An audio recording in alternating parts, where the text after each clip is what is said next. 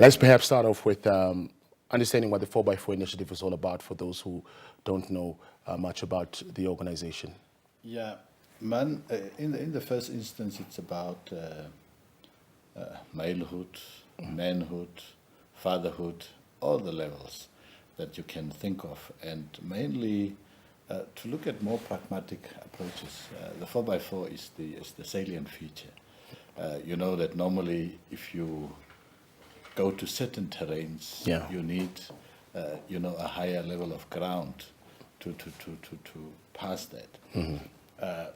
If you look at what is currently happening in our society, somehow mentally we are stuck, and we need a higher level of ground. Need to engage the and 4x4. That ground starts with the mental, because the level of thinking, the level of thoughts that are going through our minds, what it generates, what we see out there, it seems there's a higher level of even a different perspective.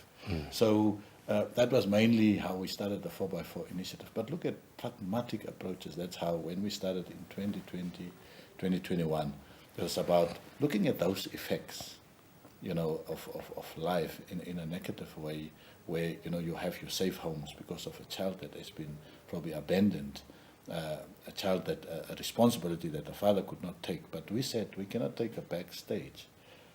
Still, as men in society, let's. The slogan is, "A brother is not a burden." So while the brother is still out there, let's move in. Let there not be an excuse of. They don't talk anymore about absent fathers. They talk about non-resident fathers. The studies I've read talk about it's only non-residential because of circumstances. Maybe it's a breakup, maybe it's a divorce. There are different circumstances why people move out. It's just not a resident, but still a father. Maybe not absent. So it's still a debate that you need to go about. So the 4x4 is mainly targeting all that levels, where we look at the boy-child program, but it also gives us an opportunity as males or as fathers or as men in society to mentor, to coach the boys, but also to form a community where us as men, as peers, can support each other and build a stronger foundation. Yeah. Let's talk a little bit about family structure. Back in the days, many of us, well, at least, some of us were fortunate enough to grow up in a house where you had a mother and a father, and, your dad was your hero, your uncle, he was that positive role model. But let's talk about what has happened. What do you think has transpired over the years that we have now a situation where we are looking and searching for these positive role models? And that begs the question, who is the role model then? Yeah. You see, back in the days, you will hear there's a lot of talk about those social structures, construct of our society was based heavily on principles, on morals, even biblical principles, much more. And the issue of non-resident fathers were not really an issue, because still the principles and the morals and the characters will still carry you forward. But we have a life, as life has evolved. One almost wants to say that life happened, and life is more dynamic now in terms of changes, in terms of how the generations and even the children, the adolescents, the faster they keep up with the pace of life in terms of whether it's a social, whether it's internet, whether it is the social media, the AI, yeah. Everything is out there, which back in the days was not, handy. It was not that, and where people needed to resort to that community and those close communities where everything was in check. Everything was in check. Values were in check. Principles were in check. You will get the sweet from your mom, and you take it and you walk away and you are called back and say, what does one say? Thank you. Thank you. And so, issues of respect, everything was in check. I, for one, believe that the quality of life we experience today has a direct correlation with the values and our principles, how that is in check and how that is upheld by everyone. It is our scorecard as a nation. It is our scorecard as a family, because everything starts with the family. Family is the foundation of society. If the family does not uphold all these things, because there are circumstances that comes, that family, there are breakups, there are non-marital births, those things happen. There are the issues of, relationships broke down for different reasons. So those things are more happening even faster these days, where back in the days, people were more tolerant, more understanding. They could still, have time to, but now it's easy. Even the laws, the systems are even easy to say, yes, let's call it a day. Yeah. So all those things have evolved, where the systems and the processes and the institutions back in the days, which takes us back to cultures and traditions, and those chief whoops in the family could still address issues. But now it's more, where things are a bit faster. So as a result of these things, you will have that people have a lot of alternatives, and maybe not the best, to the best interest, whether it's for the children, whether it's for the community, whether it's for the family. Those are not that regarded. Yeah. Growing up, you obviously would spend time with other boys as well, and you somehow experience what they call an identity crisis. Yeah. You come from a home with different values, different principles, and now you're forming part of this group or this gang of friends now who come from different families with different values and different principles, and who make you feel that if you don't do this, then you're not cool enough. Yeah. How do you think young boys are dealing with that now, in terms of finding themselves, without feeling that, look, I don't want to look like, I'm a coward. Yeah. I want to fit in. How do you find that sense of direction to say, look, I'm going to be my own man. So right, I'm not going to go shoplift. I'm not going to go rob anyone. I'm not going to drink alcohol or indulge in all these things that go against, what I was, brought up with. Talk to us about, how the 4x4 initiative also helps address that. Yeah. You see, some of the notions say that we might have come from a helicopter parenting structure, where the helicopter is just hovering, but life does not suggest that anymore. It calls more for that in our own homes we need to foster where, you see, in fact, the model is to move from childhood to adulthood. That's the first layer that we are all supposedly to be responsible for as a household, as a family, as a society, to ensure that happens. And back in the days, the whole community approach was the norm, and not only my family. If you're out of the house, certainly you will be checked by others. And that was the situation. But it was ensured that the embedment of being responsible, to the logical way of knowing that if you make certain choices, you will be responsible. There will be consequences, and you have to stand by it. You have to take accountability for the outcome of your choices.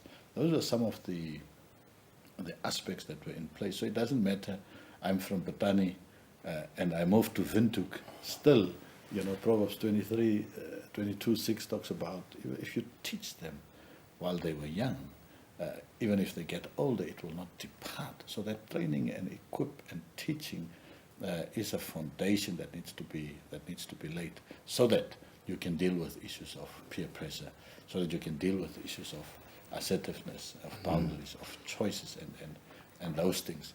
However, you see, we are still left with choices. I'm still referring to the dynamics of life now, that there are so many choices and alternatives that we have, that we are exposed with, and still you have to make that choice. So through the 4x4, we believe that the issues of who you are important for us, meaning that's identity. What are you capable of? Meaning, what is your potential? Yeah, and not being, swayed by what others are saying about you, and so. But what is your potential?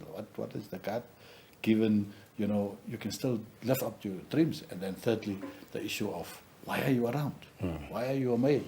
Why are you a human being? That's to deal with the issue of purpose. So if purpose is understood, that's why we center quite a lot around purpose, because when purpose is misunderstood in terms of manhood, in terms of masculinity, sexuality, abuse, and anything else is inevitable. It will happen. So we realize that maybe in society we have more an issue of purposelessness than maleness. So you see the two concepts, and that's why we said let's delve into that, into those three areas where identity is restored, where you understand your role in family and in society, and the impact you're supposed to make, and not the other way around, that where negative impact is normalized. And we said, man, it's okay. You can bully, you can beat, you can what, and this issue of superiority. What would you say are some of the misconceptions when it comes to the boy child? There are those who argue and say, well, the boy child is left to fend for himself so they can figure life out, while we take care of the girl child. The policies are aimed at empowering the girl child, but the boy, you figure it out. There's a man. But how are we figuring it out? I mean, we come across so many negative pieces of news. Men beats women, men kills women, men does what, and it's not always. There's always, and that is also being bombarded with all men are trash, all that stuff. Are we really figuring it out as we ought to, or was what society expects us to? Yeah, it's a combination of things, but it starts all with the whole. I think as a country we are not doing a lot on research in this particular aspect that we are currently facing, even in our country. We cannot even refer to to scholarly papers quite in depth about what is the problem, what are the root causes. I've seen some of the studies. Of course, there are few, but you can see the limitations that were with those studies. That we really have an issue. And there's a lot of misconception, even with the issue of, I would say, with gender or the gender agenda, if one could call it that way. If that notion is skewed in terms of understanding, or there's misunderstanding about how it needs to be applied, that there's quite an imbalance of how this matter is addressed. Because already you hear that. Most of the academics are female. Understand? It tells me that somewhere there are drastic measures that have been put in place, and now that's why you get to the point where the left behind talks coming, that the boy is left behind. But that is in full view of other men, because women have stepped up. Women have stepped up, and they are full force, to say, but we have to step up to this gender imbalance in terms of certain issues in our. But then, if this thing is also misconstrued or misunderstood, where the woman does not get it, that you are a CEO of a company, but when you get back home, you are the wife of that husband. Even you see, so the issue of role and what defines us now might be also get out of proportion, and those conceptions can even grow bigger. And this gap that we have and where we have the issue of where men take a back step and take the position of now, and the self-esteem is also going through that, not understanding his identity, potential, and purpose, not taking an effort to understand that. We might have this gap growing.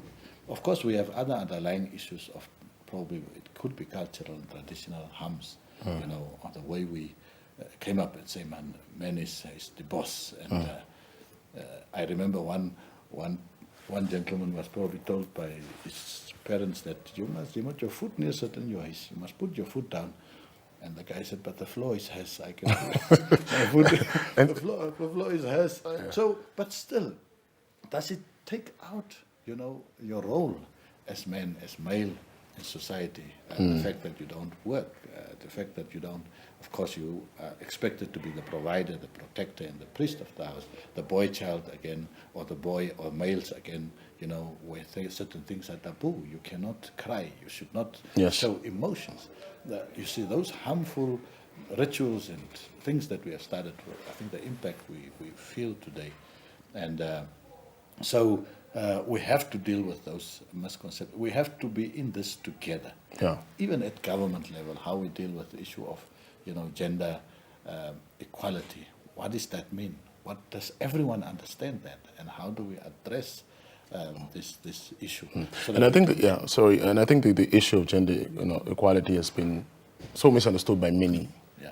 Because the men feels that, well, we're being stripped of our authority and power that we ought to have as men, and we're losing out on opportunities because I'm a man. Even if I'm the best candidate, they argue, the conception out, the misconception out there is that they would rather put a woman there because they want to fill out quotas.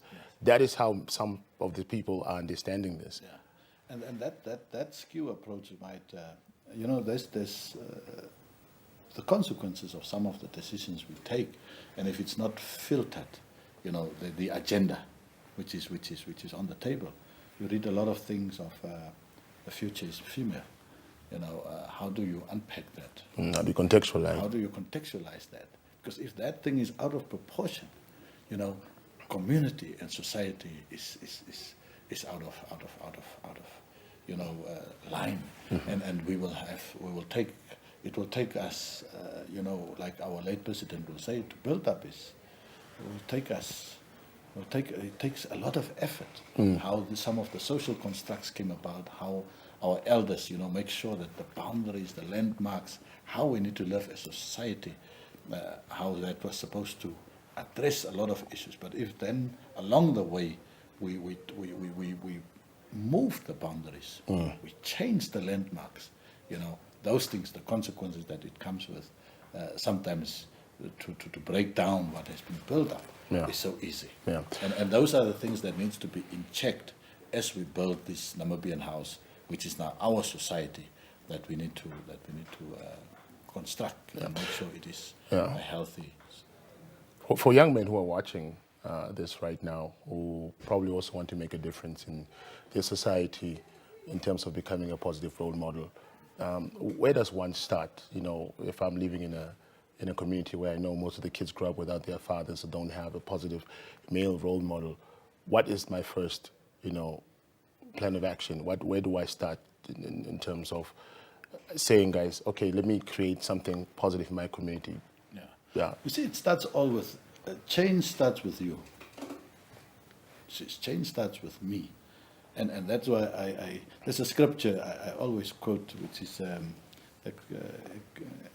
Ezekiel 22:30, which refers to God looking for a man among them. Now, those two words, man, meaning he's not looking for committee to bring about a change, to rebuild the walls, meaning to construct, to bring something positive construction. That's what you are referring to. Mm-hmm. How do we change the paradigms in our communities that men are heartless? It starts with me. Me, as Sydney boys, I must now become a man with a soft heart, with a tough mind. So for others to model, because we are talking about modeling, so I should become that first model, a life that has to do with those three I's. Me understanding my identity, if it's not misunderstood, restore it. Then, of course, the aspect of understand what is my purpose? What impact am I expecting to? Mm-hmm. Of course, the impact is a given. It should be positive.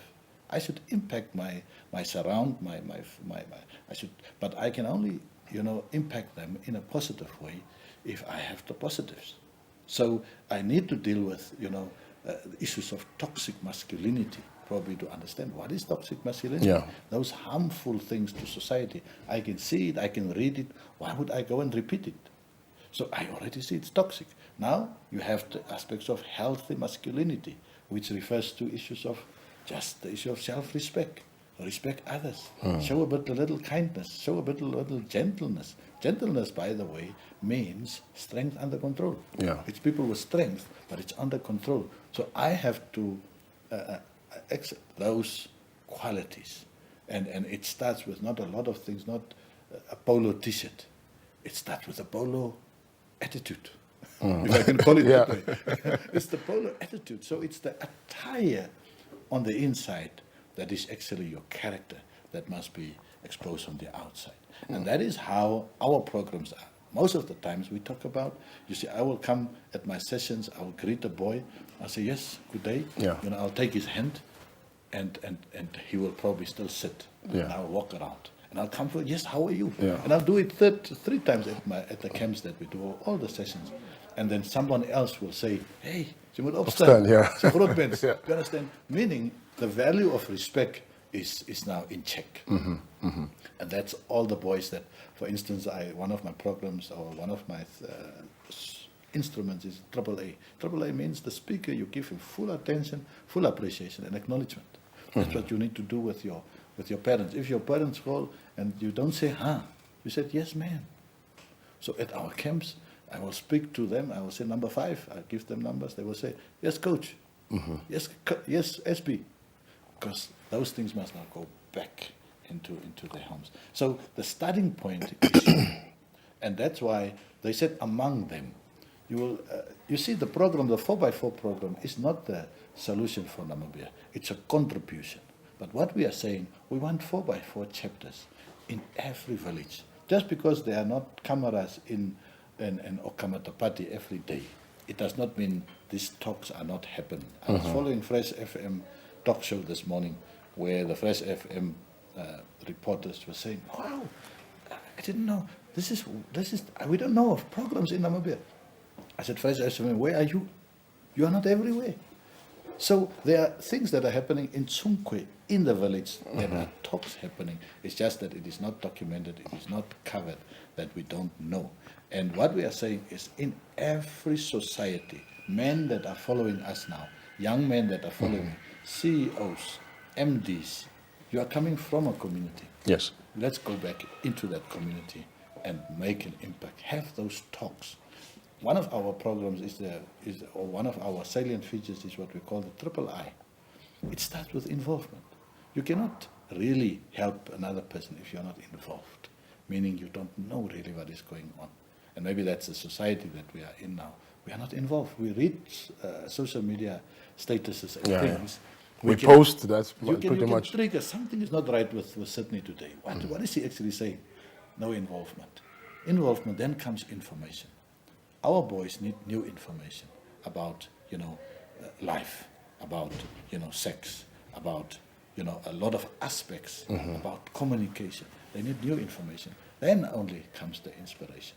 So those are some of the models with the 4x4 we run now. And we believe that in every society, somebody must commit, somebody must contribute, somebody must collaborate. I cannot drive to every day to a poor. There are men in a poor. There's at least one person that can say, but this positive role model has nothing to do with popularity. It has nothing. It is less to do with who I am, with my popularity in society. Yeah. It's just that can I emulate? Can someone else emulate a positive masculinity, positive behavior and actions from me? Another boy, another man can do that. That's the starting point, and that's what we are doing. Brilliant. Lastly, Sydney, I'd like you, if possible, to share a personal experience in the boys that you have worked with, over the years. Is there one that has stood out for you and come to you as like, it really changed my life, coach? Yeah, you see, that's actually the encouragement of our programs. Currently, as I speak now, in 2015, I started with a program in Patani.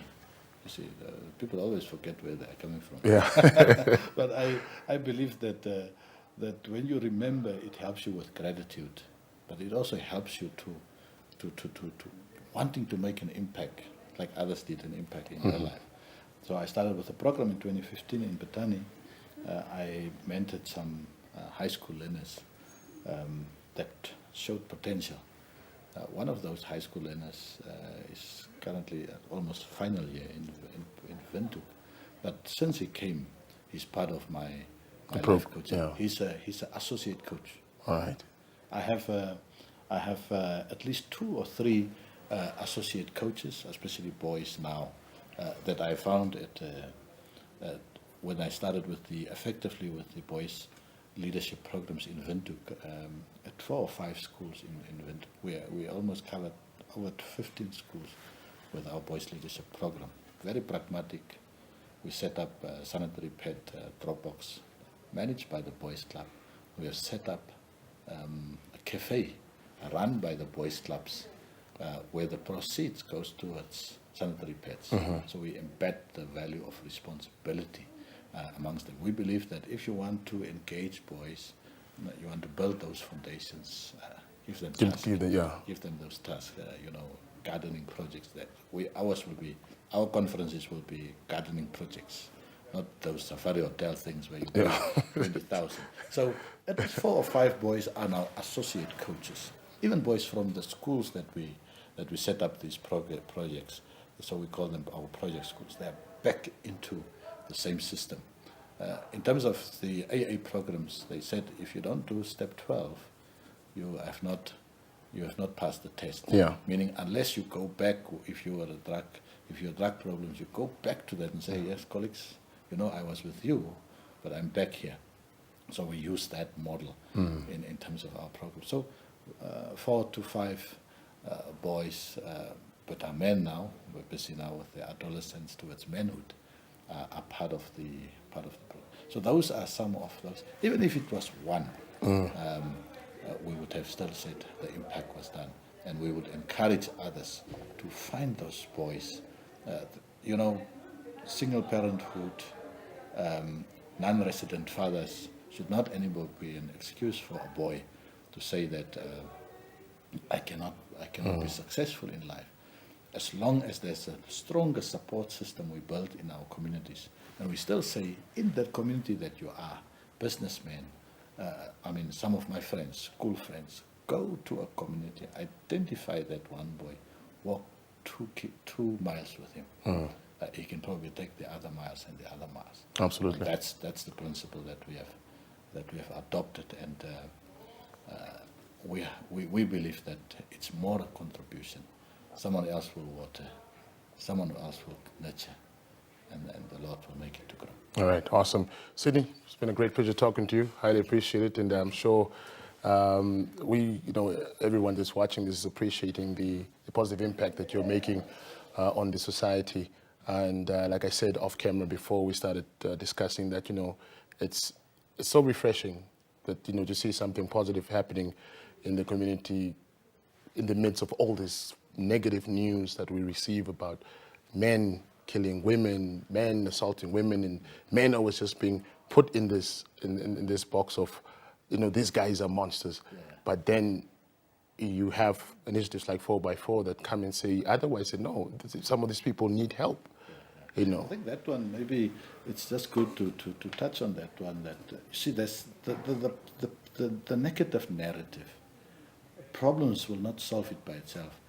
We cannot stand on a roof and say, yeah, but it's not me, Sydney boys, it's other males. And we believe now it is the positive narrative that needs to sort of crowd that out. And we believe the positive narrative is not only talk shows. It's not only talking about responsibility. That's why you will see from the beginning of the year, over 350 schools of 350 learners got shoes, but by men and boys who gathered that. We have the Boys Can coming. We have a few other projects that we have run, but it is to say, let's go for the positive narrative. And the positive male role modeling is a pragmatic approach. Yeah, all right. Thank you so much, Sydney. Highly appreciate it. All right, that was Sydney Boyce of the 4x4 initiative, which the slogan is, a brother is not a burden, but also shedding light on the activities that are involved in creating positive role models in our society. Stay tuned, we'll be right back.